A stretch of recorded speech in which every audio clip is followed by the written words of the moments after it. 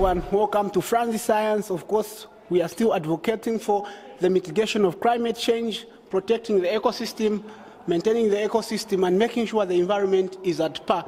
So basically, we are doing a lot of works, a lot of innovations and inventions that are aimed at protecting the ozone layer, protecting the environment, and everything that has to do with global warming. Now, as Francis Science, we've got youngsters that are doing amazing projects, cooperating with the foundation and doing everything. So now, I'm going to bring to you a youngster who's going to explain something that we are doing in relation to sensitizing the general public on climate change, its implication, and the dangers. So I've got Susan with me. Susan is going to explain to us. Susan, over to you. Hello everyone, my name is Susan Sambu, and I'm going to explain what really happens up in the sky. So up in the sky, there's what we call the ozone layer. And this is a shield-like layer that protects us from the direct heat from the sun. And the direct heat from the sun is also known as the ultraviolet radiation, the UV.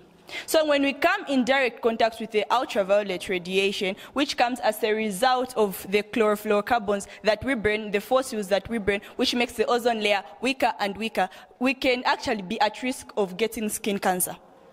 So instead of burning the fossils, burning the CFCs, we can actually make productive things out of the papers that we throw around.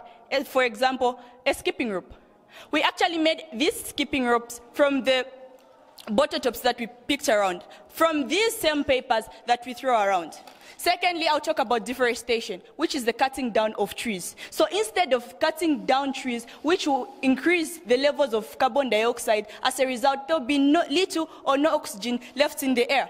And we all know to say, as humans, oxygen is a very essential and cardinal gas that we depend on. So instead of deforesting, we can actually afforestate, which is the planting of trees. So to support my point, here with me I have cobbles.